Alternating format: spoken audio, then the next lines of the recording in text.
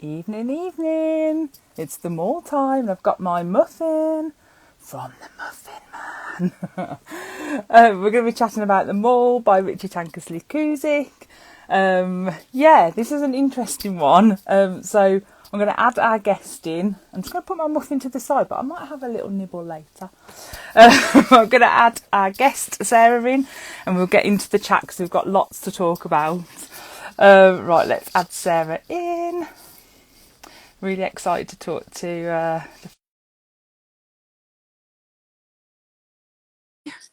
Hi Tam, hello everyone. Right, hopefully that's gone through to Sarah. Hi Sarah. Hi. Hello, how are you? I'm good. I'm very jealous of your muffin. I Oh, meant I to get know. muffins, but I was like, I'm not gonna be able to eat, so maybe I should. I was like well prepared Yeah. today. I was using them as props, that's what it was. But you know, there's always a Yeah. plus side. Yeah. So to everyone who's joining, this is the amazing Sarah Daniels, who is the author of The Stranded. So The Stranded is a bit like Hunger Games meets Station 11 with Titanic vibes, Mhm. I would say. Tell us a little bit more Yeah. about it. Oh, it's a near future dystopia set on a derelict cruise ship, and nobody's been allowed to leave for 40 years. So the main characters are Esther and Nick, two teenagers. One Esther is this very straight-laced medical student, and Nick is a rebel. And they both have a plan to get off the ship, but they can't both succeed. So that's when the kind of the shit hits the fan, basically. Um, Ooh. Oh dear. And I know I've just seen Eddie's put Titanic vibes because he loves Titanic. So yeah, definitely Titanic vibes. And Karen's put that she's got Stranded on the bookshelf. Oh, So dear. that's brilliant. And the book two is out in 20th of July or something. So, Ooh, it's getting yeah. close. And I know we did like a guest spotlight for you, and you described the next book, so The Exiled, so Mhm. book two, as dystopian, bleak, futuristic, betrayal, and love triangle because you cheated. Yeah. I said 5 words. No. Oh dear. So yeah. So really excited for that. So this is a duology, is it? So there'll be no more after the second one. Well, that's it. That'll be finished. Yeah. Oh well, I'm so excited to read it, and I'm glad that it's out in Yeah. July. So I can't wait. And thank you for joining us and being like our Oh, special guest. really exciting. Thank you for Oh, that's okay. Oh, Melina's put The Stranded is one of my favourite ever books. Can't wait for The Oh, Exiles. thank you. Yeah. Yeah, Tam said it sounds very cool. It is cool. Like I really do recommend it. It's really, really good. I'm excited for the second book. Oh, Sharon's put she loved The Stranded as well. Lots of love for The Oh, Stranded. oh, Yay! oh, Oh dear. So hi to everyone who's joined in. So we're going to be chatting about The Mall by Richie CUSICK. Woohoo! Oh, it's upside down. I always do that. I'm normally like all over the place. But is this your? Did you read Point Horror before? Is this your first time venturing into it's, Point Horror? it's not my first. So it's my second. I can't remember which one I read one for Point Horror book group, and I can't remember which one it was. I think we met when I did the cheerleader. The cheer. Was it? Oh, Yes, I think it was. I'm sure that's where we yeah. met, like over the internet, met. And I'm sure it was the cheerleader, maybe, Yeah. which was like a vampire one. Yes, it I was. think so. Yeah. That's how we started talking a Yeah. couple of years ago now, that was. Oh dear. I read all of the Point Fantasy books, but I'm a complete wuss. So really low tolerance for anything a bit creepy. So I kind of I tended to start them and then have to have a break. So yeah, I really really like horror and I really like tension, but I do like there are a number of times in this book where I was like, right, time to close Mm. the book. It was really creepy. So I'm glad we got to read a creepy one with Yeah. you. Oh dear. So I've just seen everyone saying they wish they'd got muffins now, and yeah, see, yeah. So I'll just read a little bit, or do like a bit of a synopsis about the book, and then we'll get chatting about it, because I'm dying to hear what you thought of this book. Oh, what a crazy one. After last month's was quite a serious one, which unexpectedly serious, and then this one was just full on crazy. Back to point horror. Yeah. So the tagline on this one is "Shop till you drop dead." So yeah, that made me giggle, because I was like, well, yeah. I should have said something about muffins or something, I think, better than. Although my 2-year-old saw it and she said, "Oh look, mummy, syrup." Yeah, syrup, sweetheart. That's right. Oh, bless her. Oh, so sweet. So I hope you all enjoyed your trip to the mall this month, which apparently was one of the very first malls and was built into the surrounding mountains, and like a huge creepy house. It had secret passageways, dodgy lighting, creepy elevators, and it was surrounded by fog most of the time. So I don't know how people found their way to the mall. So weird things start to happen at the mall. Things are disappearing all the time. There's no alarm systems going off, so there's something really very strange.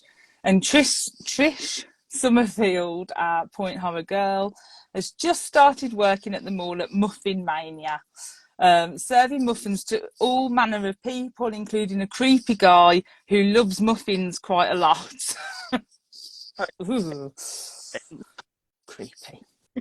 And then the creepy phone calls start, numerous amounts of car trouble, mysterious tapes, dead bodies, and the feeling that someone is watching Trish everywhere she goes. So this was basically a point horror version of Phantom of the Opera, essentially, with an all too real, like modern day serial killer type vibe, I would say.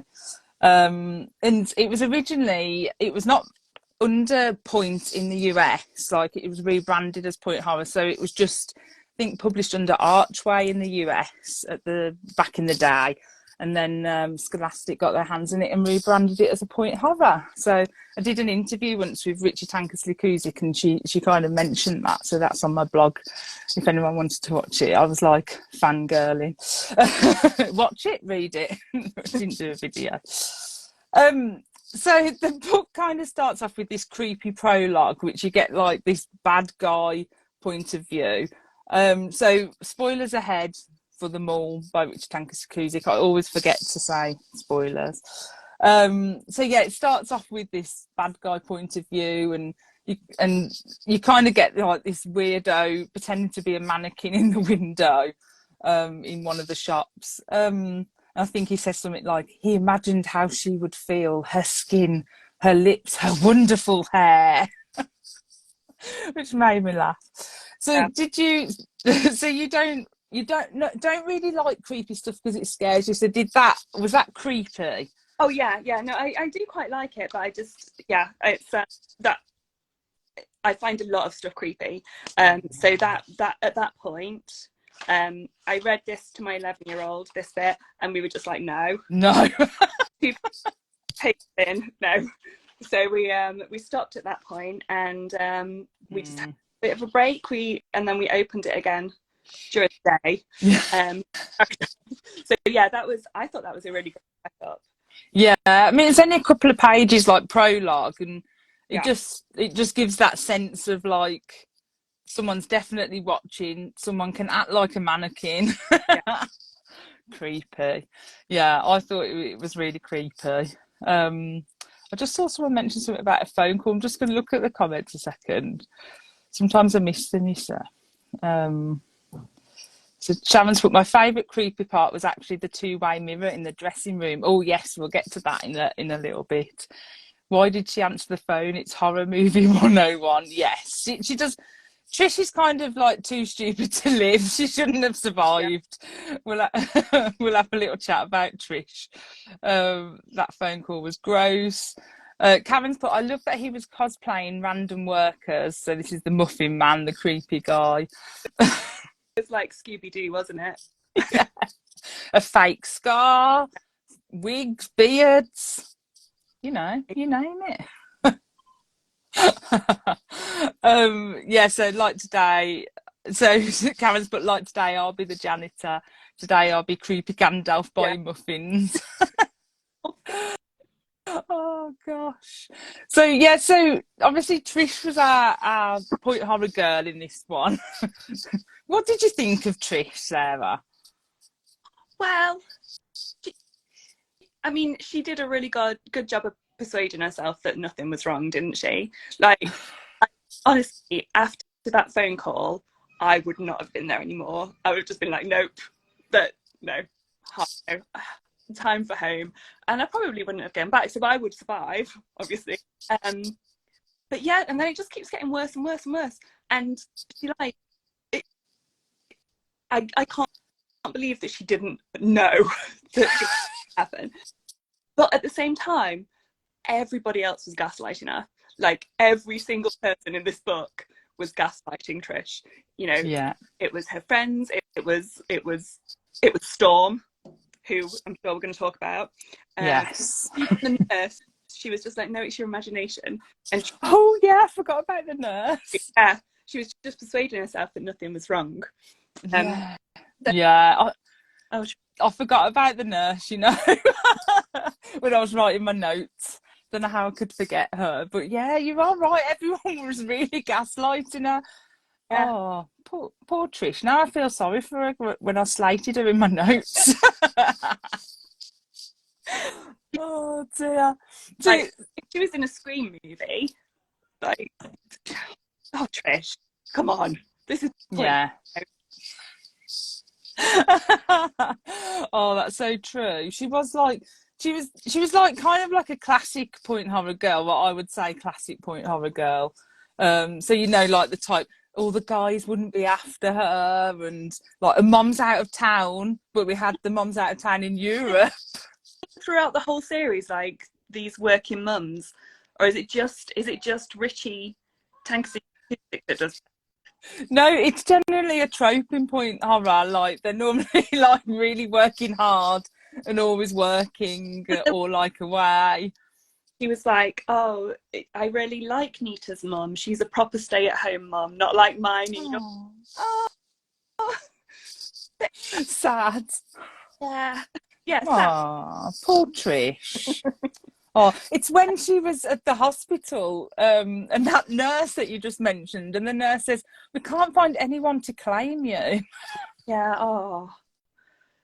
But does it say how old she is in this? I'm guessing like 17-ish if she's working. And I'm guessing, yeah. Poor girl. Maybe. I know, bless her. But yeah, this was, I mean, it's not an elaborate get rid of the parents type of, like, she was only in Europe. Yeah. Like we read one a few months ago where the parents went off searching for a long lost sister in a cult, and that's how the parents got rid of the parents. Yeah. Perhaps we need to do like a list of all the unique ways how they get rid of the parents in point horror. Oh dear. So bless Trish, she wasn't really like the brightest spark in my opinion. I mean, that whole scene where she gives the full address. So what's happened? Her car's broke down in the fog. Yeah, and she's run around the mall trying to get in. She's fallen over like a baby deer. Oh yeah, on a bottle. Uh-huh. And then she open door, doesn't she? Oh, he's standing like in the door, and then he's like trying to entice her in with a band-aid. Yeah. You know, yeah. Normally, like these psychos, like, you know, sweets or muffins, but no, this was a band-aid, and Trish was like, "I need a band-aid for my leg." So she's kind of having this interaction with him, and he's trying to get her in the room, and somehow she ends up giving her full address. The fact that she's home alone, it was just no, Trish. Why would you do that? I think she's Just relieved, isn't she? She's so relieved of not being in the creepy situation anymore that she's completely overlooked the fact that she's literally in the lair. the lair. Yeah. But the thing is, she gives the address after she's seen the dead body, doesn't she? So she finds this dead body in a bag with an ice pick through the throat, which was super cool. I kind of like that bit. But then it's after that she gives him the address. She's like, yeah, and I'm going to be at home alone here. At this address, in this street, between these times. Oh dear. See, she was too stupid to live. She shouldn't have survived. Oh dear. I just see some of the comments. I just saw something about some parents. The parents. Nikki's put, creepy man hiding and waiting to jump out, disguises, wigs, scars, sounds like Beadle's about. Oh yeah, do you remember that? Cameron's put, she was behind a two-way mirror with no escape, a two-way mirror made of very breakable glass. That's so true. Yeah. Oh dear, so that's towards the end of the book, isn't it, when she's frantically looking for her friends because she thinks they've been kidnapped. Yeah. Which we still don't know if they were or not, just implied. And she kind of ends up behind this two-way mirror in the changing room. The changing room that she got changed in front of with all the curtains open previously. Yes. Behaviour, Trish. No, she's not normal, honestly. No, she's special. That's what She's it is. special. Yeah. Marzipan Ponies, but Trish did have that typical point horror parent. Dad that left, yes, the dad left, and the mum that travelled a lot for work, yeah. So in Europe. Eddie's put, Trish had me pulling my hair. I was like, don't answer the phone, don't go down the broken elevator, don't let creepy Storm Kid, who turned out to be a full-grown adult man. Yes, we will talk about that in a minute. Very weird. Yes, yeah. Sharon's put, in adult horror, my first love, Trish would have been decapitated in the first 10 minutes.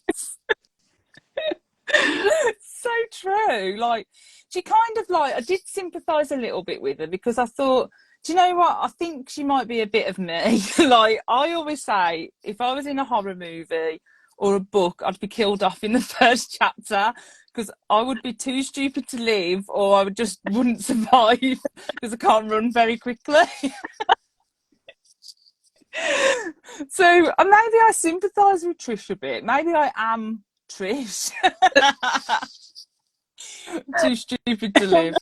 Oh, be decapitated in the first 10 minutes. That's it. Gone. Eddie's put, Trish's mum never even bothered to call. Yeah, she never called once. She didn't care. I mean, who does that? Who does that? Poor Trish. Did no one tell her daughter was at the hospital? Well, the nurse said no one would claim her, so yeah.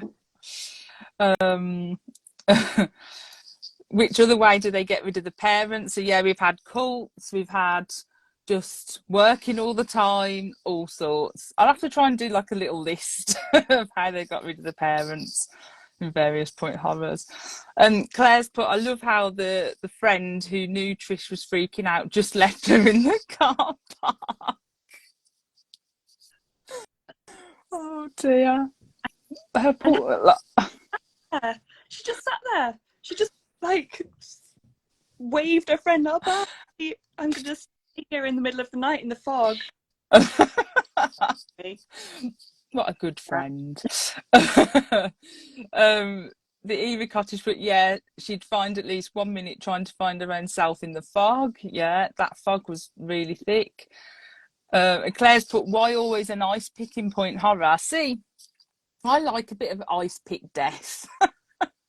So we had an ice pick. It wasn't an ice pick death, but an ice pick in the train when we read the train. It was like, I think someone threw an ice pick and it hit someone in the shoulder.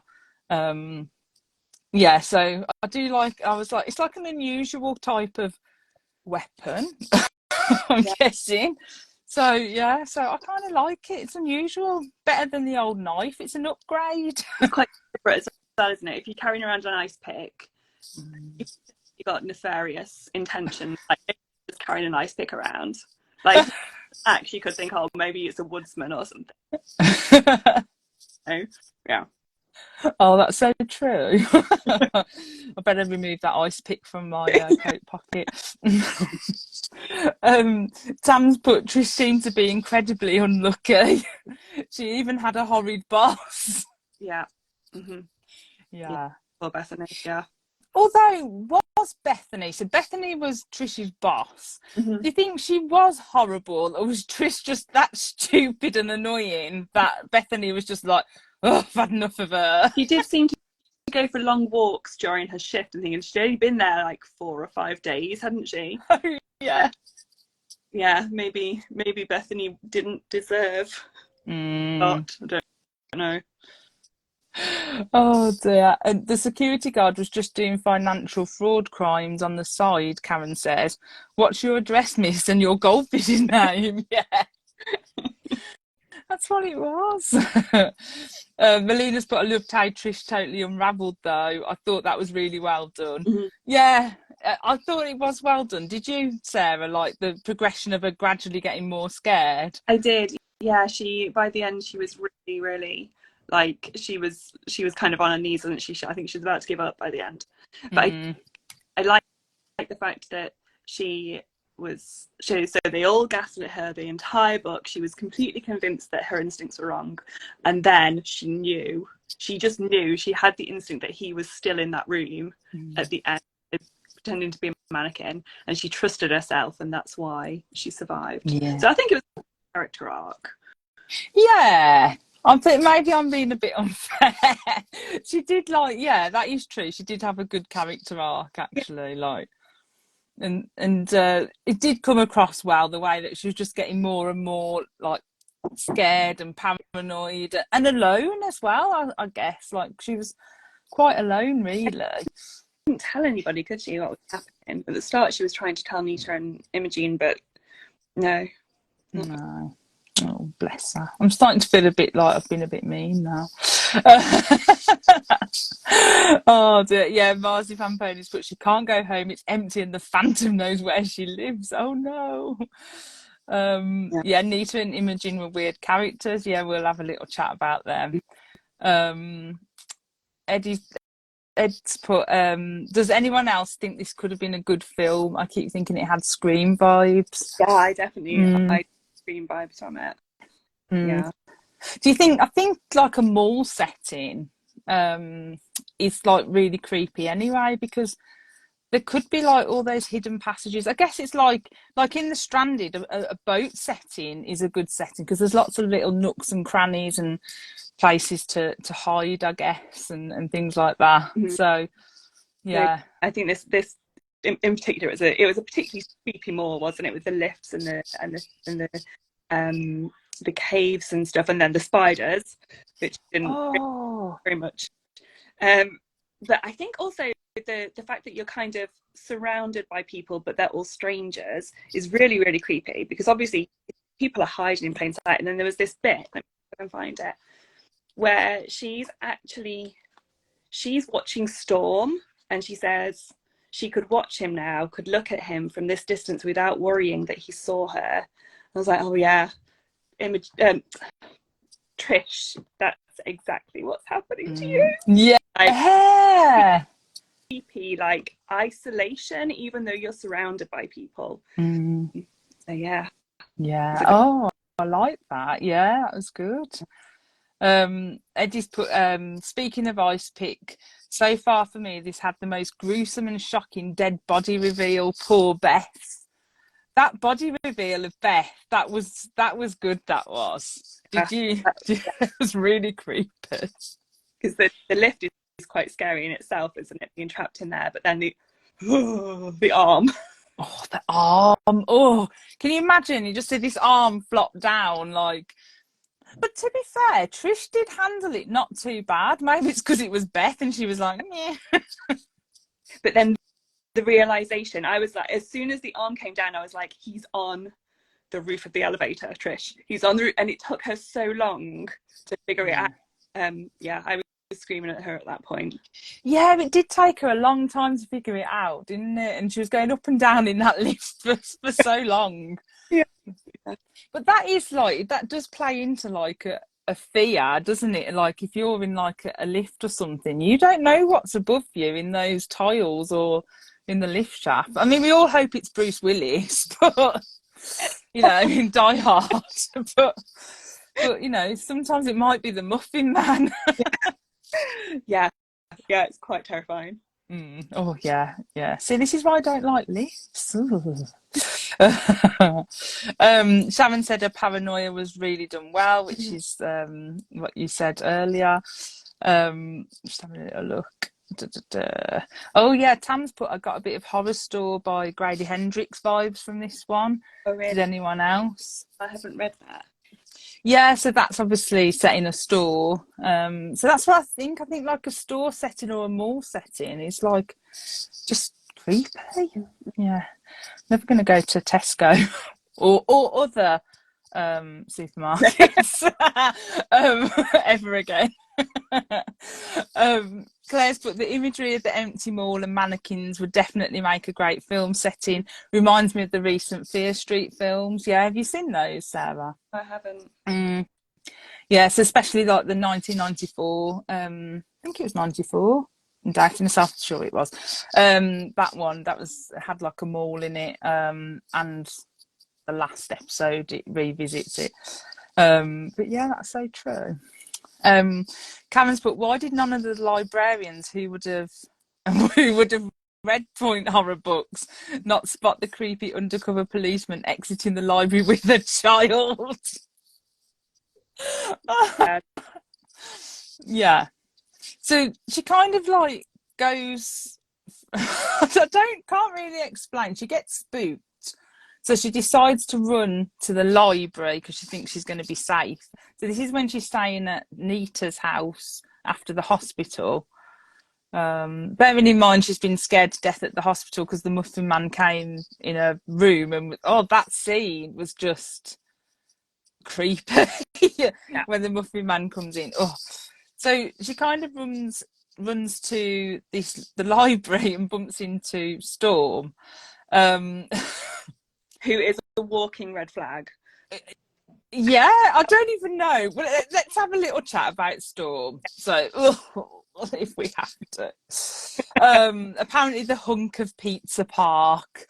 So she runs to this library, bumps into Storm, and he kind of like forces her or like leads her by her elbow to his car because he can obviously tell she's freaking out or something. But he gets her in the car and then he takes her off to a special place. I'm laughing, but really I was really creeped out. I got to the end of it and I was like, and when he's saying that he's a nice guy, I can't believe you think I'd do something like that. You've literally kidnapped my library. When she said, why are you kidnapping me? He said, it's not like I haven't thought about it. What? Oh yeah. Oh no, I forgot about that bit. And then and you chase her through the woods to an abandoned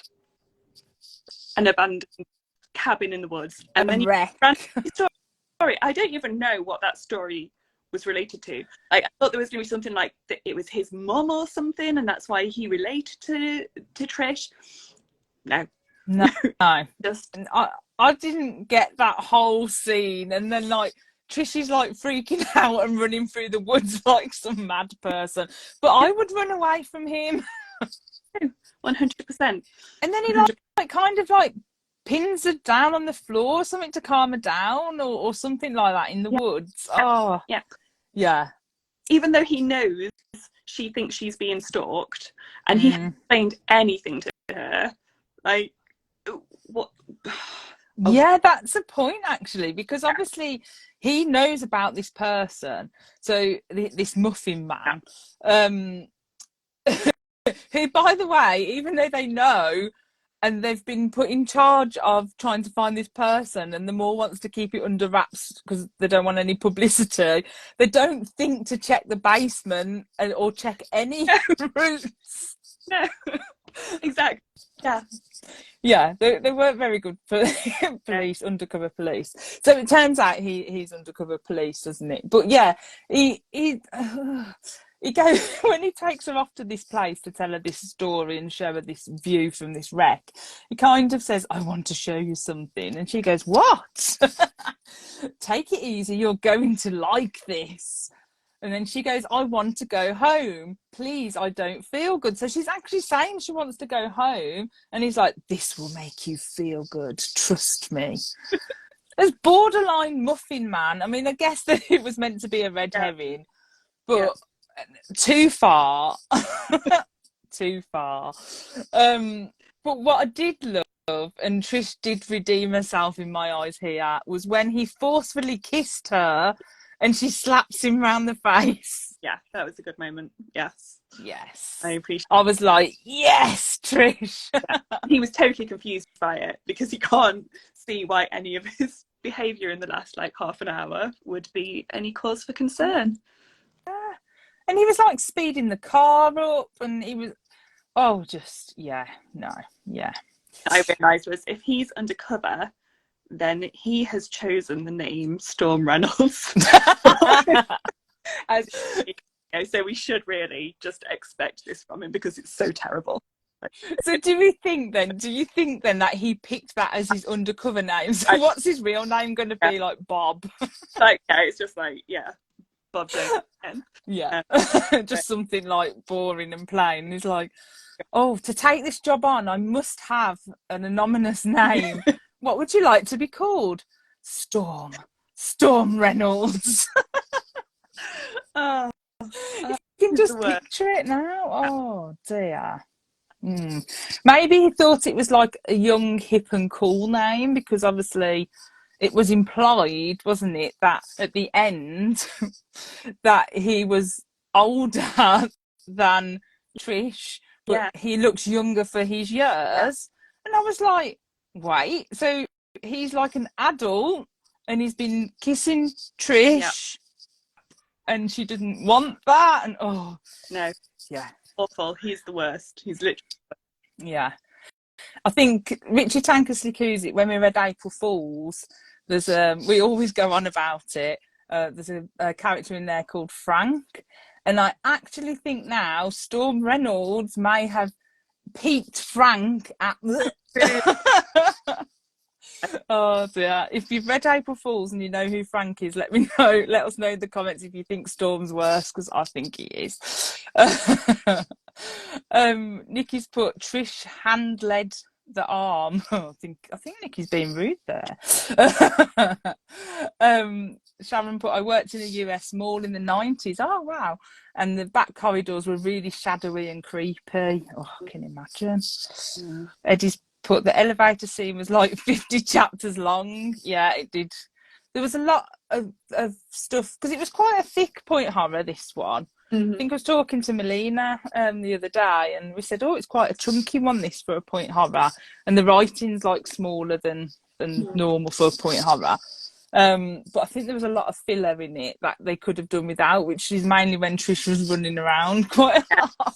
Running, falling down elevators and what. Claire's put, "Long corridors lend themselves to creepiness for sure, malls and hospitals."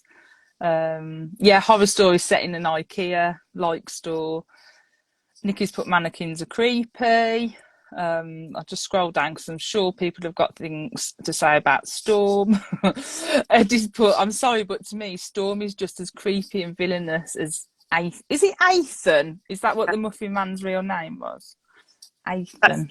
That's the one he says means immortality. Yeah.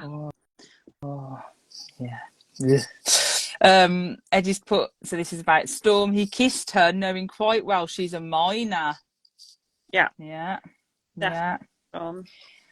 Yeah. Claire's put Storm was such a predator, just like Marzipan Ponies put, honestly, I was sad that Ethan was a totally different character and not either Storm or Wyatt.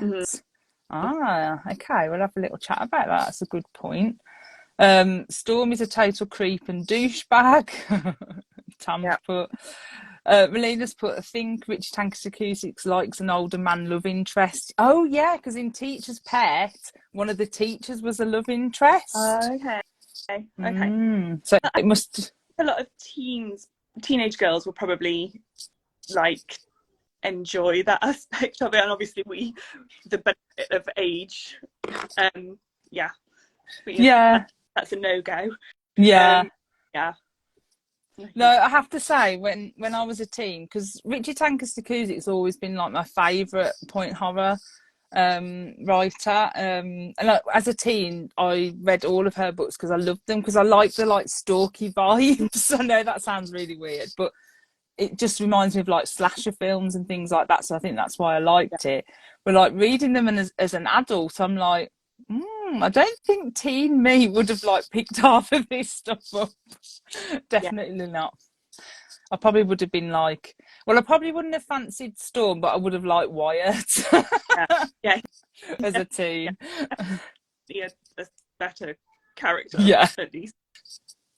The Eerie Cottage put, the police were both creepy and dumb as rocks. Yeah, that whole exchange at the end. Where he shoots himself.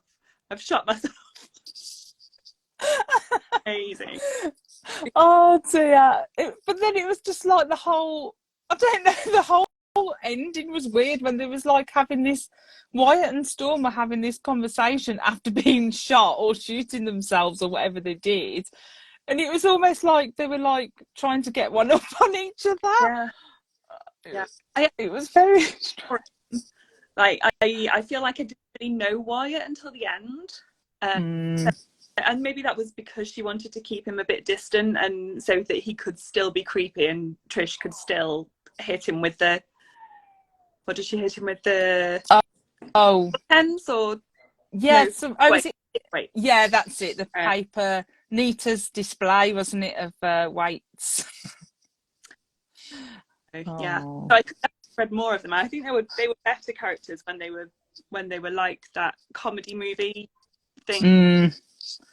Yeah, that's true. Yeah, they did. It was like there were two different characters at the end. Obviously, they weren't having to pretend. Yeah.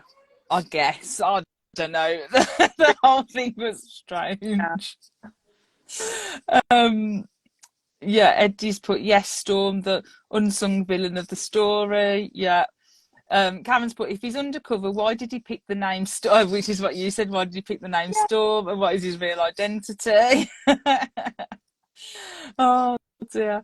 And Eddie Mays put, okay, I'm just going to say I had the biggest crush on Wyatt. Yeah, I think Team Me would have been definitely Wyatt, and with his rock boots, cowboy boots or combat boots, and cut off denim. Yeah. Nice. So 90s. From fashion, the dress. Oh my goodness. The white dress. Hang on, let me find the piece. I want to see what you say about this, because I'll tell you mine in a minute. She'd never seen such a beautiful dress, long and flowing. It was all white satin and lace, like a gauzy cloud, with delicate trimmings of ribbons and velvet. Holding it at arm's length, she ran a finger carefully along the low-cut neckline, the tiny row of pearl buttons down the front, the soft, full skirt. How is there so much? I'm just trying to imagine everything on there. There's satin and lace and ribbons and velvet and pearl buttons. Oh my God. Do you know what it reminded me of? The dress out of Labyrinth? Yeah. Yes. As soon as I read it, I was like, Labyrinth. And like we all wanted that dress when we was a teen, didn't we? We did. You already answer to this. Yes. But yeah, that's what it reminded me of. It was a very elaborate dress, like, and then when it goes missing, which obviously the Muffin Man pinches it ready for his wedding to Trish. Mm-hmm. It's like they say, oh, I don't know how someone could pinch this dress because how would they sneak it out of the shop? So it must have been like a huge, like, balloon. Yeah, amazing. Yeah. Imogen knows how they get it out, and they're like, okay, Imogen, yeah, all right, whatever. But I did at one point I thought it might be her. Oh. Like there's a bit where she's like, oh, it's so clever, they're so clever whatever they're doing, you know. It's like, and she says they must be geniuses to be pulling this up. I'm like, hang on, Imogen, is it you? Oh, I like that. In the very first scene, she's like, I can't be sure whether this is a man or a woman. And I was like, oh, could she be that? Could you miss Imogen that much that Imogen could be like dressed up and going in to buy muffins from her and stuff? But no. Oh, do you know what? That would have been a really good twist, actually. I would have liked that. I like that ending. Yeah, because she was quite sus, actually. I don't feel like we did get to know Imogen that much, other than that she was very knowledgeable and she worked in the bookstore. So yeah, she would have been a good twist. Oh, see, we need to rewrite Point Horrors. That's what we need to do. Marzipan Pony said Storm was modelled on Johnny Depp in 21 Jump Street. Definitely. Claire's put, this girl's terrified, but let's still force her to the special place. So yeah. Eddie's put, Storm and Wyatt also failed at their job because, like Bethany, besides all the other girls, got killed. Yes, so someone got killed on their watch, essentially. Yeah. And that doesn't even get mentioned, actually, does it? Like, they don't really say, oh dear, no, Bethany's dead. Or do they? I can't remember. And also Frida, is that so? The body at the start, was that Frida's body? I'm guessing that it's Frida. The poor Frida doesn't get a mention again after like the first chapter. No. So I'm guessing when Trish falls over and goes to get the band-aid or get help, that the body she sees is Frida, I'm guessing. Yeah. But that was kind of a random kill, wasn't it? Because he only killed people who he was obsessed with, and he said he'd been obsessed with Trish for a few weeks. Yeah. So why kill Frida? Oh, wasn't there a bit about she was asking too many questions? Oh yes, there was. Yeah, so she was asking too many. She was starting to.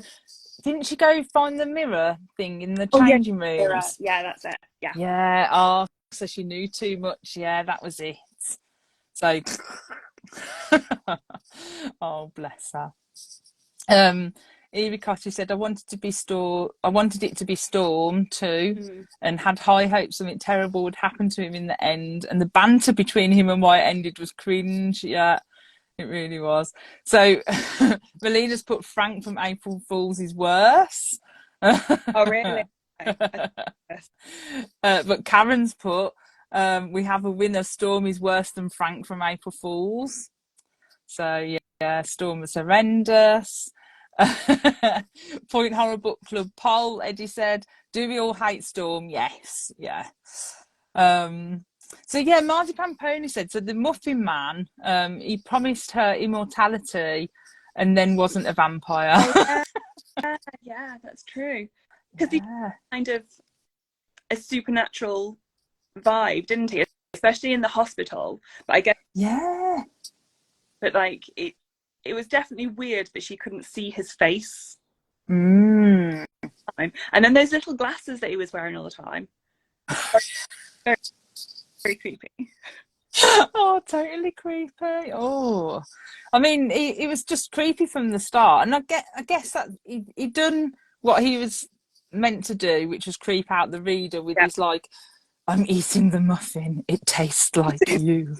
Like, oh, stop. I know. And then Oh, I've got to just say one more because like I was really grossed out by this one. I had to put the book down for like a couple of minutes. So it's like the way the honey looks on your fingers, one could almost taste No, it. no, sure does, definitely. Oh, Oh, I was like, yeah. no. So yeah. Claire's put there's a definite blame the girl vibe. Looking back at some point horrors now. So the idea that the male characters just can't help themselves with these irresistible girls. Yeah, definitely. I think that is definitely a trope from 90s Yeah. YA horror, maybe, or point horror. Definitely. And I think I definitely wouldn't have noticed that as a team. Like I just wouldn't. And that's quite worrying really when you think about like how good YA is like now, at bringing up like topics like, you know, depression and you know, things like that. It's so good, and that it, you know, it's educational. That's the word I was looking Yeah. for. Whereas back in the 90s, I just wouldn't have picked any of that No. up. Um, yeah, so is it Atia's put at Jenna's door was the creepiest point horror I remember. So that's a point horror unleashed. So we'll have to do that one at some point. Yeah, so Nikki's put whatever happened to Nita and Imogen. So let's just talk about Nita just really quickly because we've mentioned Imogen. Did you like Nita? Was she a good friend? I think that her heart was always in the right place. Like it feels like she would pretty much do anything for Trish. Like I think if they ever came across someone in person, then Nita would have been definitely like physically fighting them. She'd definitely protect her, but I can't believe like she's not looking after her more. Like Nita's literally being stalked by a crazy muffin man who says things taste like her. You know, why are you not going to the police? Why? Yeah, I agree. Like she didn't. She kind of says at one point, I think she says, "It's not that I don't believe you, Trish, but you know you're acting a little bit irrational or something along those lines." Yeah. So Yeah. she was a good friend. And she tried to calm Trish down, and she had Trish at her house and things like that. But other than that, and also she was very gullible because I think after that whole cabin scene, Yeah. oh, who's that? It's okay, sit down. You're very Hello, welcome. are you our special Yeah. guest? Yeah. No. Oh. Right. No. Okay. Yeah, so after that whole storm thing at the cabin, and then Trish is back home, I think Nita comes home and she's obviously like covered in mud and cuts and things, and Trish kind of tells her, oh yeah, I got chased by a dog and fell in the bush. Yeah. And no, this is And she's just like, yeah, no problem, Trish. yeah. Oh. Nikki, they went home without her. Yeah, so what Nita and Imogen don't get mentioned at all again at the end. No, absolutely. No, they just Yeah. It's her sweater, isn't it, in the bag? Yeah. Then he's like, oh, she just left it behind in the shop. Oh yeah. And yeah, I don't know why. Like, was Imogen really on the phone? Was that her doing the creepy, or was it? I think it was him. I think it was him. I think it was him doing that. Yeah. Oh, Yes. go off, don't they, into the Yeah. So they kind of go off, don't they? yeah.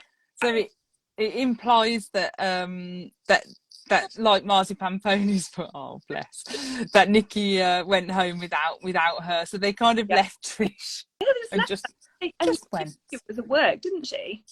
Like Trish knew that because she hadn't gone to school, and then she turned up to do her shift at Muffin Mania, and then just like, Yeah. oh. Just gone. Your worst nightmare put, honestly didn't see the undercover, oh, I can't speak, undercover cop twist. That was a tongue twister. Because it's one of the stupidest plot twists in point horror. Did you like the undercover plot twist? I I knew it was coming, so it didn't have the same impact on me because I remember reading this one before. Yeah, I think I don't know. Like they were just so stupid. I don't know. The whole thing was just so stupid.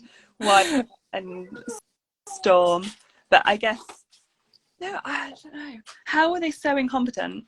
This is what and like how does it keep happening with them in the mall? Yeah, it shouldn't do. They were just incompetent. I didn't mind the plot twist. Yeah. But it just did reinforce the fact that they were terrible. Stupid. Yeah. Yeah. Your worst nightmare put Imogen was definitely their favourite as well. Eddie May's put Imogen was the coolest. I wanted her and Wyatt to end up together. Yeah.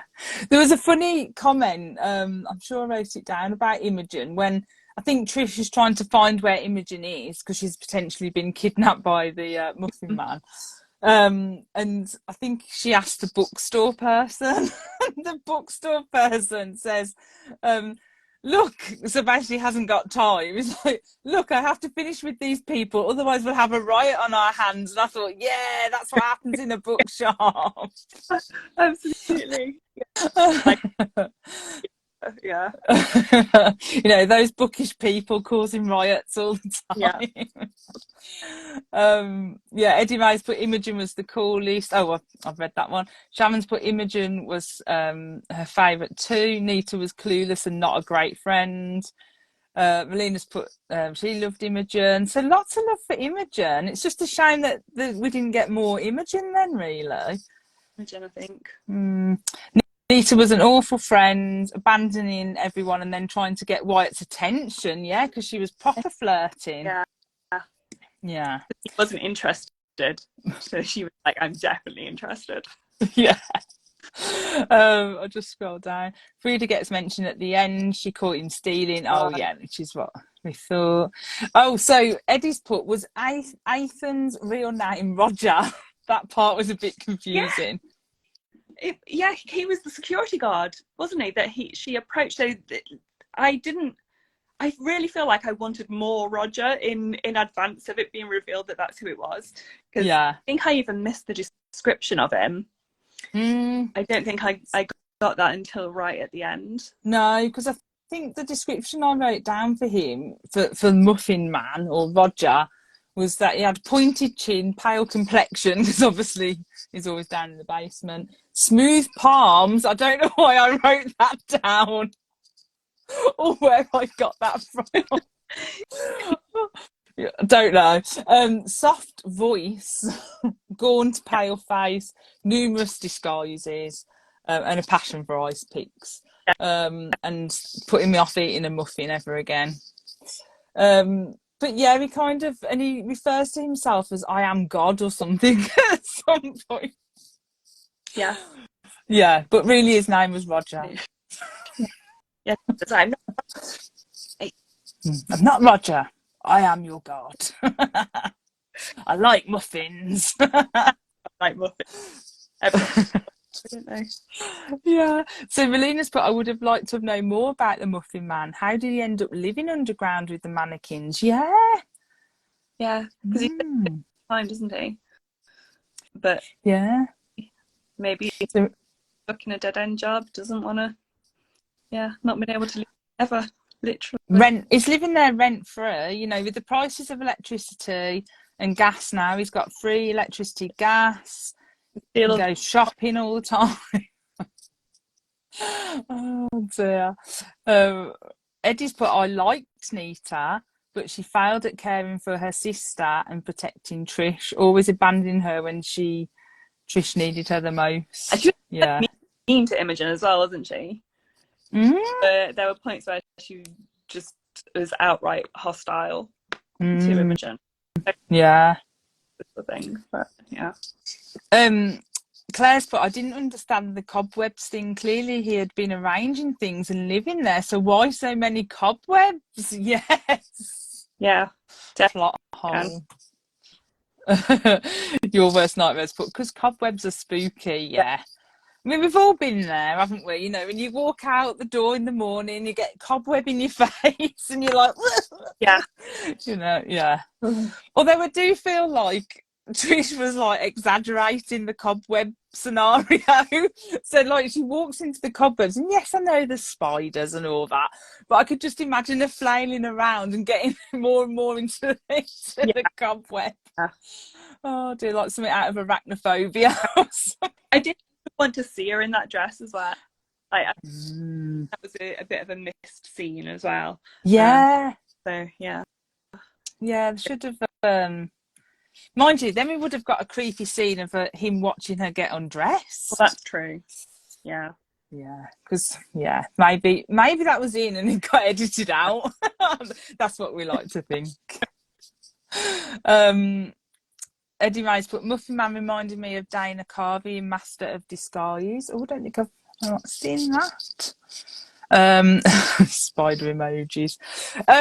There's one scene I just wanted to ask you about as well, before we kind of get to the end bit.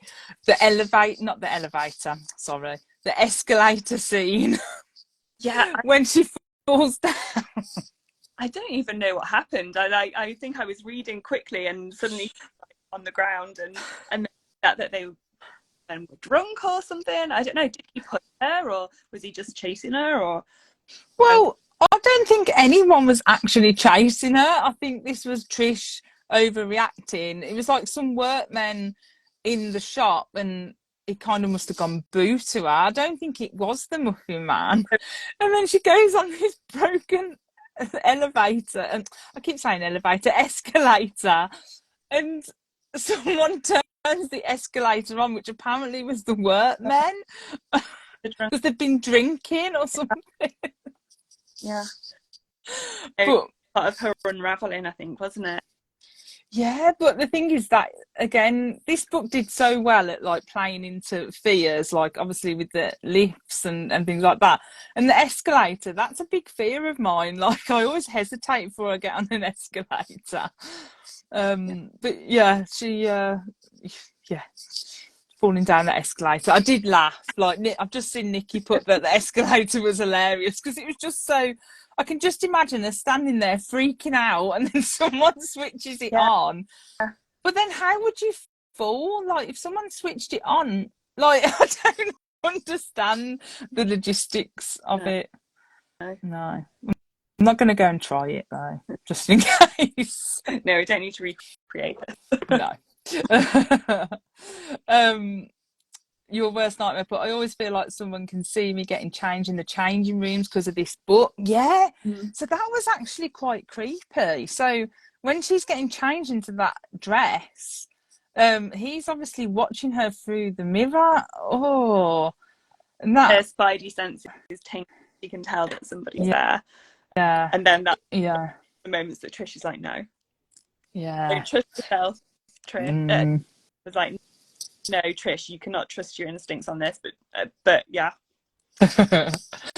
Nikki's put how many Nikki's put how many times can someone fall over in one book? Well, if you ever meet me in real life, I fall over quite a lot. Like I'm always tripping up and or something. But my excuse is like I am actually half blind. I can't see out the one eye. So once I was in Tesco, and there is CC, and there are other supermarkets. I know I keep mentioning Tesco, but the once I was in Tesco, and there's CCTV somewhere of me falling over a trolley. Oh no! Because what happened was sometimes I forget I can't see out the one side, so I just like turned really quickly, and someone was standing there with the trolley, and I literally did like this fall like over it halfway to the side and then straight onto the floor, and the trolley just went oh no. Yeah, and then everyone was there like, are you okay? I'm like, I'm fine. was mortified. I was like, oh my God. So yeah, so how many times can someone fall over? Yeah, if you meet me, it does happen Maybe you often. are Trish. Oh, this is what I mean. I feel like that maybe I am. I don't want to be, but you know, these things Yeah. happen. Oh dear. Oh, no problem, Eddie. Eddie's just got to jump off. Yeah, Eddie May's put this book was so cringe and hilarious at the same time, and Eddie May loved it. So was it creepy, and did you enjoy it overall, Sarah? I have a total love-hate with this book. Yeah, it was definitely creepy enough for me. I think the tension once we hit the lift scene with the arm, I was fine. Before that, the kind of intensity of it and the not knowing who it was, it was definitely creepy enough for me. And obviously there's a lot, we have a lot of problems, especially male characters. But yeah, in general, I thought it was really well done. I enjoyed it a lot. I really like the kind of slightly 90s like vibe to it. So yeah, no, I enjoyed it. Yeah, no, I really enjoyed rereading it. And as I was reading it, I said to Amy the other night, Why Under My Skin, I said, as I'm reading it, it's coming back to me. So I actually remembered most of the book. So it must have made some type of impression on me as a teen. Yeah. But I think it's because, as I said, like Richie Tankersley was my favourite. So I would say I reread hers the most as a teen. But yeah, rereading it, I loved it for its just like hilariousness, and I even loved it for its problems because it was so problematic, if that makes sense. And I know that sounds awful, but it was just frustratingly problematic, and like, but it added to the book. And I know that sounds really random. But yeah, overall I really enjoyed it, and I'm so glad that we read it. But I always say Richie Tankersley likes a busy villain. In all of her point horrors, you'll find the villain, whoever the reveal is always a very busy villain. So like in this one, the Muffin Man, so you know when all the elevator stuff was going on, so he was on top of the elevator and all that, but he still had time to go and cut the cords of the phones in the mall. Yeah, all of them. Yeah, so it's like she always does a busy villain that is like impossible, that they need to clone themselves to do. So I kind of love that. And yeah, I love the fact that as well that we did kind of get those Phantom of the Opera kind of vibes, and that if that was the intention that she was going for, she was bringing it to like a teen audience in a different way. So yeah, I quite liked it. I liked rereading it. I just see what people put. Eddie May's laughing at me for falling over the trolley. It happened, so that's just one incident. I could tell you many more. I'm really, really accident prone. It's just, yeah, I trip over anything. It's a nightmare. Sharon put, I thought it was hilarious and a fun read. Lisa, Lisa put forward this book as a suggestion for the book club to read. So thank you, Lisa, because I really enjoyed it. And she's put, I really love how creepy the book is, but also just how ridiculous and hilarious. And I think Rich Tankersley does that really well. Claire's put, I love the creepy storyline, the 90s vibe, spooky hidden corridors, but the characters were hilarious. Yeah. And yeah, I agree, Lisa. Ice pick kills for the win. Yes. So I don't know what it is. There's just something sinister about an ice pick death. If we suddenly have a string of ice pick death, we're going to know where. You see on the news and you'll be like, But I mean, you don't really hear about that. You don't really hear about in real life ice pick deaths. No. I'm going to go and Google it after this just to see what comes up. If I'm not around tomorrow, I've been arrested. And Your Worst Nightmares, but Point Horror is obsessed with hot girls getting stalked, yeah. But the thing is, that's what I liked as a teen, and that's why I think I like slasher films, because that's the type of vibe that I like. I wouldn't like it happening to me, obviously, but that's what I like in my horror. Like, you've got to plan, so you need to know all of these situations so that you can make a plan to survive. That's Exactly. Yeah. Yeah, and Your Worst Nightmares put so problematic rereading them as an adult. But I think it adds to their charm, Point Horror. Yeah, some have aged well, some haven't. But it just adds to their charm, and you kind of think like, I can forgive stuff to a certain extent when I'm reading a book from the 80s or the 90s, because it was a different time back then. And we just know better now. Yeah.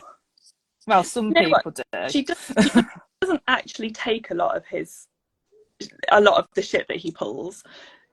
Like Trish doesn't write it off. She's like, no, this is wrong. I'm going to give him a slap. Yeah, she does actually. So it is saying like, don't accept it to a certain extent. Yeah, no, I agree with that. So yeah, I didn't like Trish at all, but after this chat now, I'm feeling like, one, that I am Trish, and two, that she's grown on me during the chat. So yeah. Karen's put, reasons all of us are alive today. We read Point Horror books and now have a special set of skills. Yeah. And Claire's put, it's a bad day when undercover policemen are creepier than the stalker. Yes. Yeah. Oh, well, I'm glad you enjoyed it, Sarah. Yeah, Shannon's put, she'd survive in a horror film. I'll always carry a nice pick, so maybe I'm the villain. That's it. That's what I'm gonna start doing now. So if I get arrested, you know. But yeah, I'm glad you enjoyed it, Sarah. I was hoping you'd enjoy this one, because I remembered it was like one of those like crazy ones. I was like, you're gonna be like, what the hell has Shelley got me to read? No. So I'm glad you had fun. Thanks so much for having me. Oh, you're welcome. And do check out Sarah's book, The Stranded. It's so good. And look out for Exiled in July, you said, didn't you? I need to go and pre-order after this chat. All right then, guys. Thanks to everyone who's joined in and all your fab comments as usual. I think I managed to keep up this time, which was good. Sometimes I just get lost. I do a Trish and I get lost and go the long way around. Oh, well, thanks, guys, and thanks, Sarah. Thanks so much. See you later. Bye. Bye.